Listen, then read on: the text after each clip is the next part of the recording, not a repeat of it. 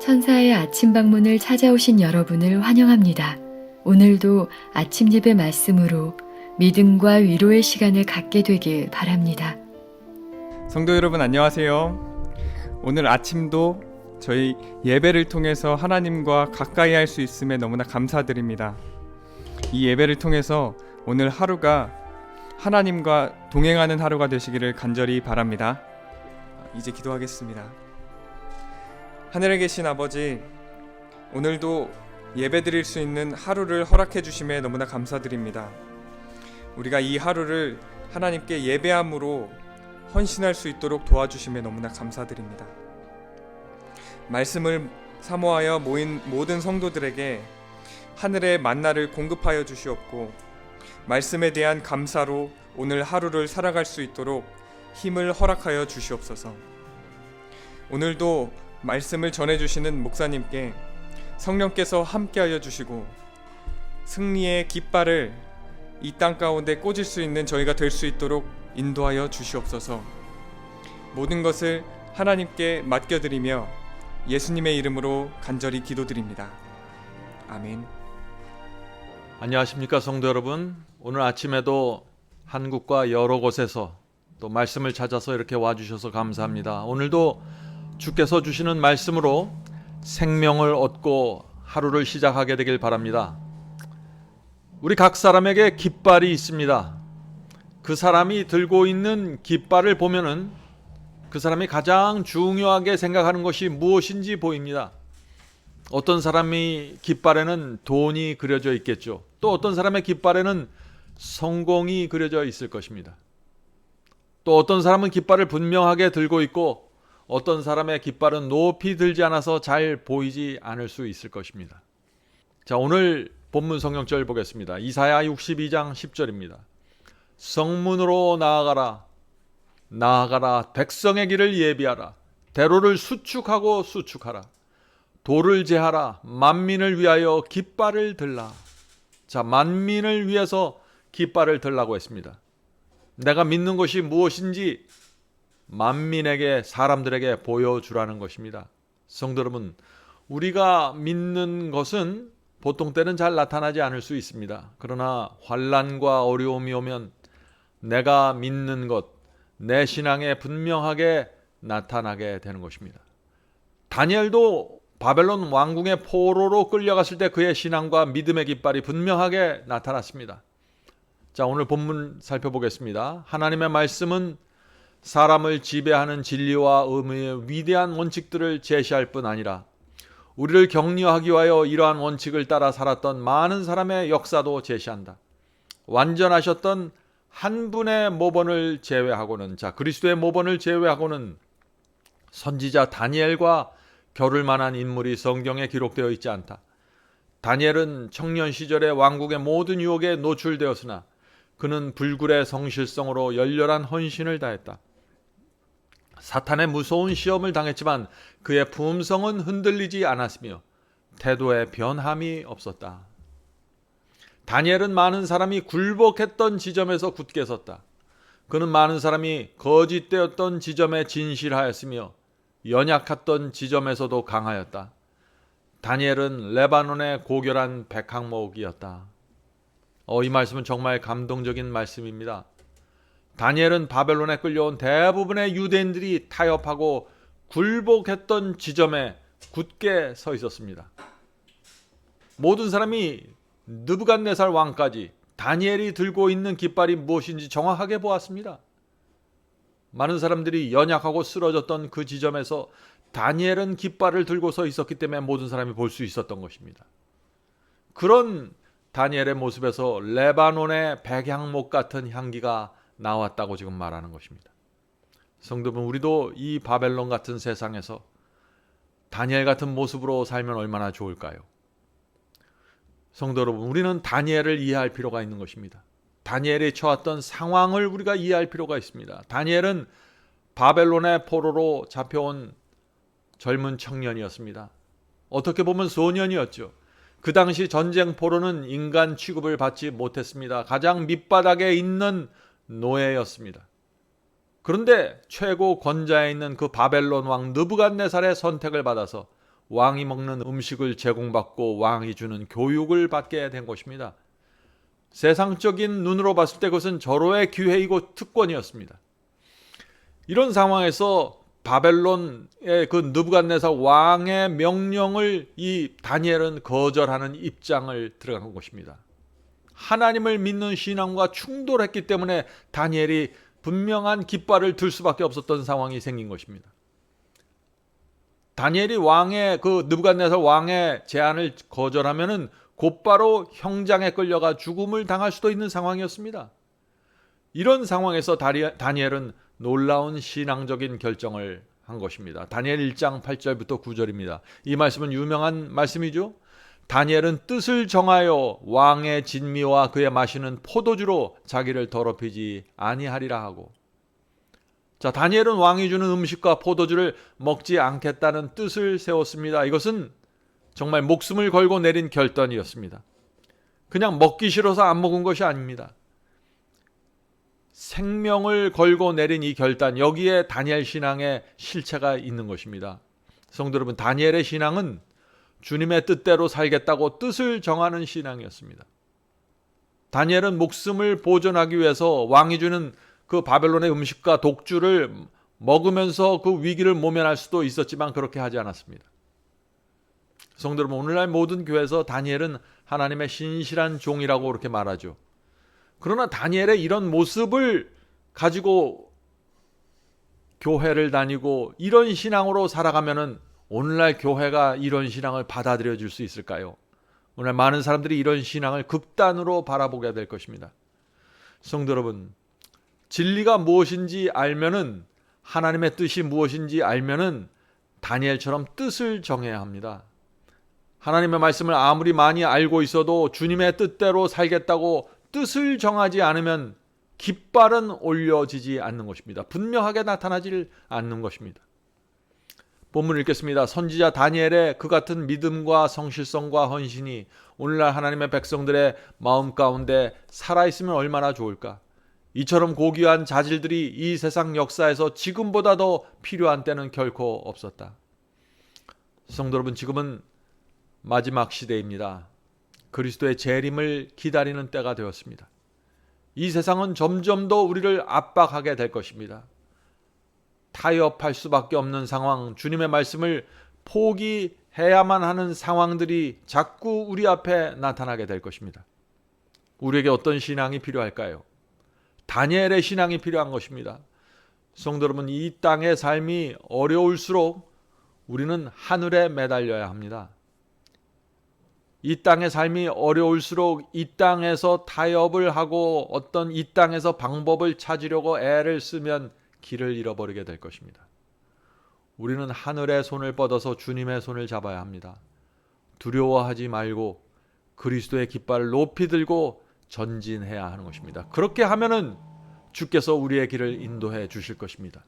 이 믿음을 잃어버리면 우리는 깃발을 포기하고 내려놓게 되는 것입니다. 다니엘이 뜻을 정하고 충성의 깃발을 높이 들었을 때 어떤 일이 생겼습니까? 하나님께서 그를 보호해 주셨습니다. 바벨론 제국의 최고의 자리에 올랐으며 우상 숭배자들로부터 존경을 받는 그런 위치가 되었습니다. 성도 여러분, 우리가 이 세상에서 낮아지기로 결정하면 하나님께서 우리를 높여주십니다. 우리의 이름을 하늘 생명책에 기록해 주십니다. 우리의 이름이 하늘 생명책에 기록되면 두려울 것이 무엇입니까? 아까울 것이 무엇입니까? 주께서 재림하실 때 우리의 이름을 부르시고 호명하실 텐데 우리가 두려울 것이 아무것도 없는 것입니다. 본문 읽겠습니다. 예수님의 이름을 위하여 일하고 고통당했던 사람들의 기록에 이방인의 사도였던 바울의 이름보다도 더 밝고 더 순결한 광채로 빛나는 이름은 없다.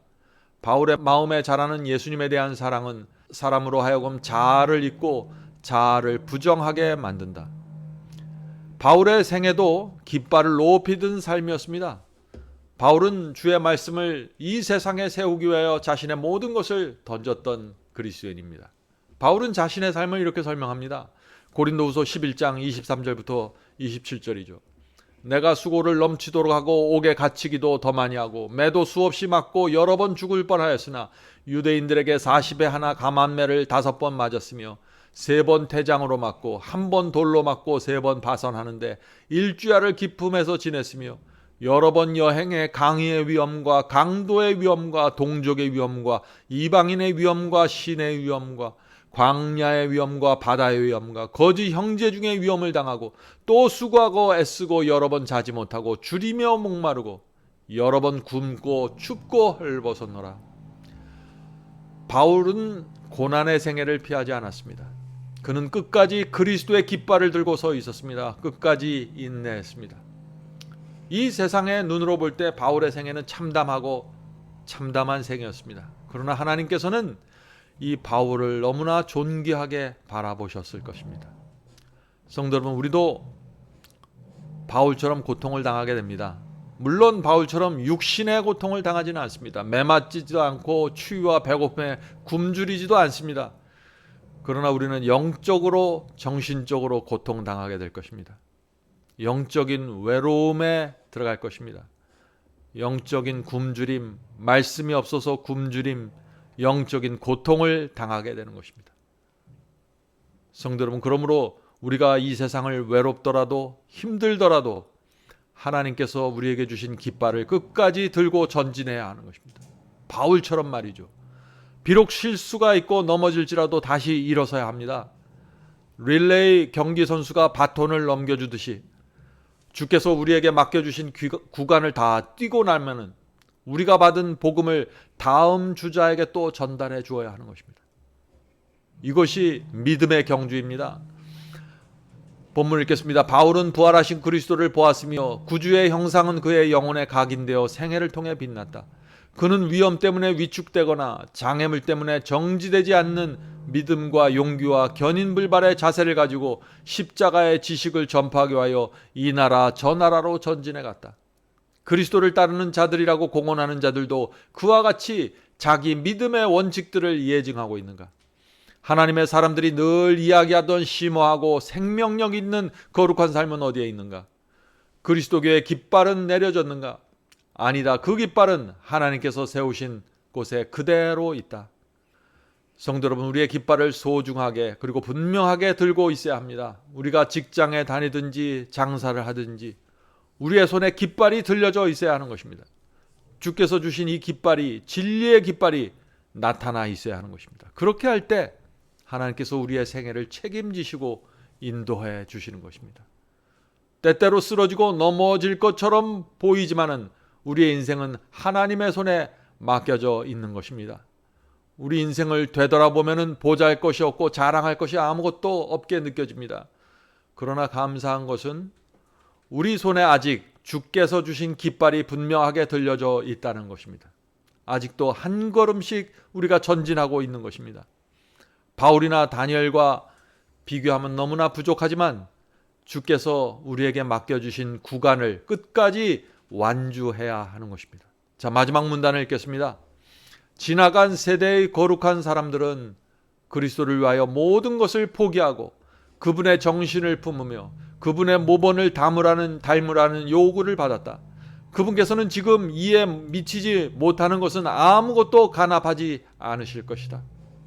그리스도를 위하여 모든 것을 포기하라는 부르심을 받을 때 누가 그 시험을 견딜 것인가? 성도 여러분, 오늘 그리스도께서 우리에게 주님을 위하여 모든 것을 포기하고 드리라고 부르십니다. 오늘 저와 여러분은 그 부르심에 응답해야 하는 것입니다.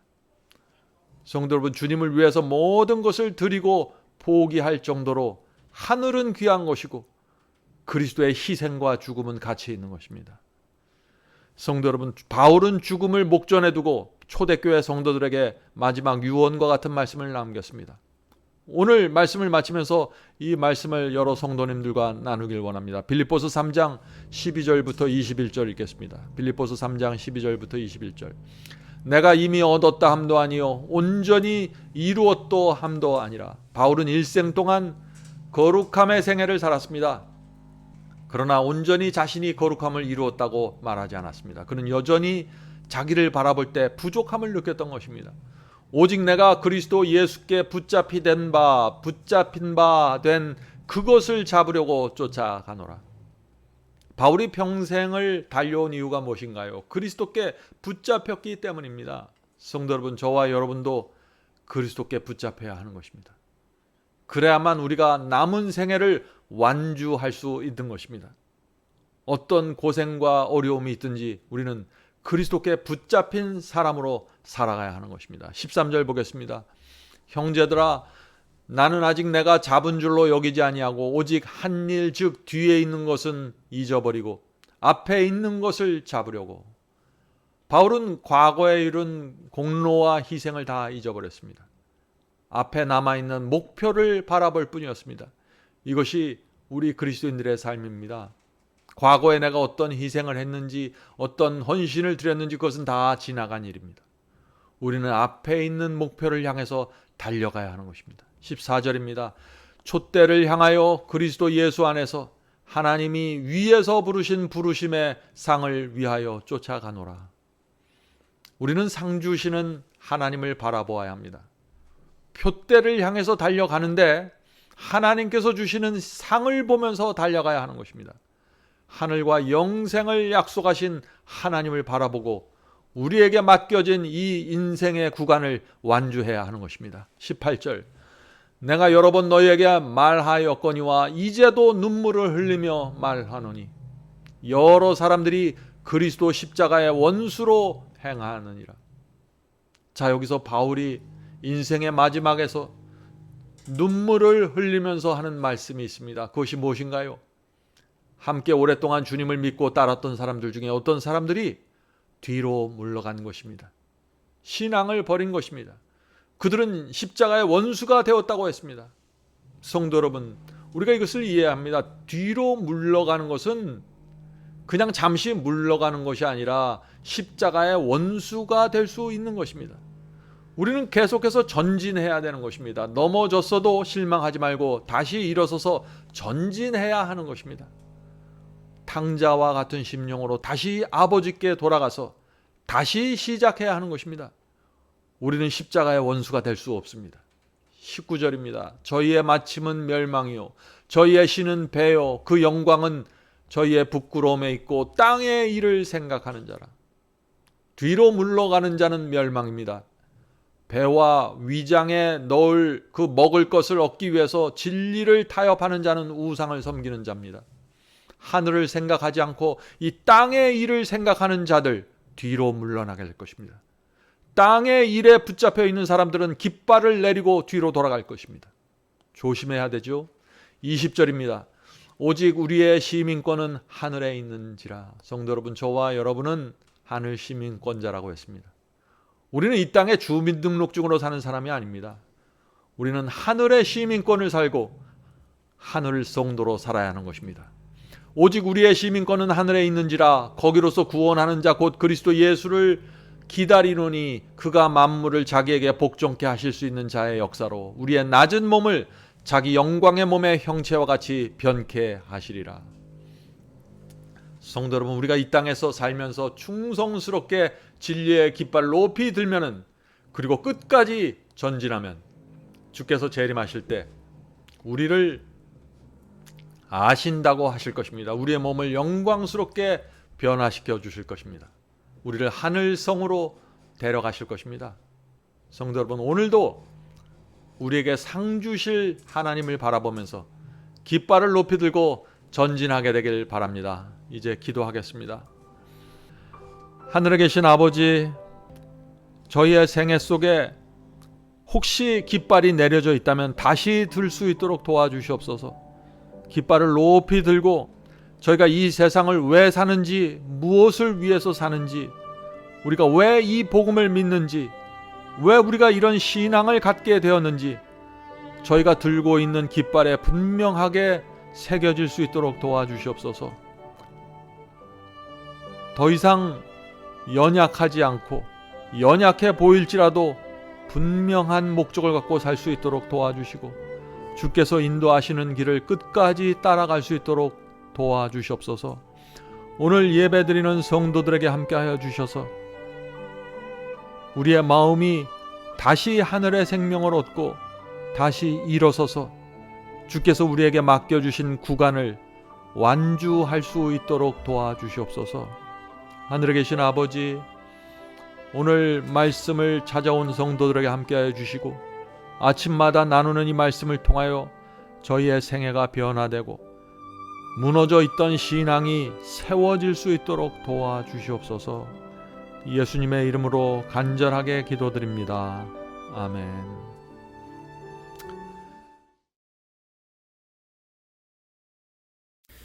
Hey.